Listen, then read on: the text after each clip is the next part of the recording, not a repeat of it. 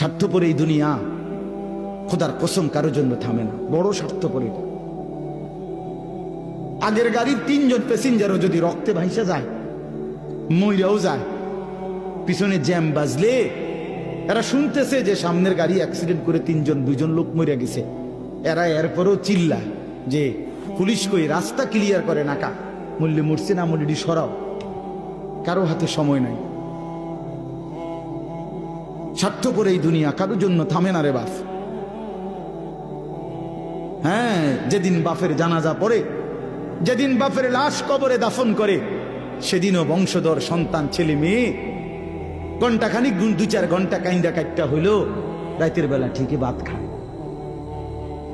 হ্যাঁ, খায় না? পাশের ঘর থেকে খানা আনে, আবার ওরা ঠিকই খায়। স্বার্থপর দুনিয়া যে, থামে না রে ভাই, থামে না দুনিয়া। ওই জন্য আমাদের কারোর জন্য থামবে না। তুমি আমি মরে গেলে শেষ। আবারও বলছি এই কথাটা, আমি মরে গেলে এরপরে পৃথিবী যত আধুনিকে হোক না কেন, আমার কি কথা বুঝছেন? আমার আমি মরার পরে যদি সবার ঘর স্বর্ণের বাড়ি হয়ে যায়, তো আমার লাভ হইল কি?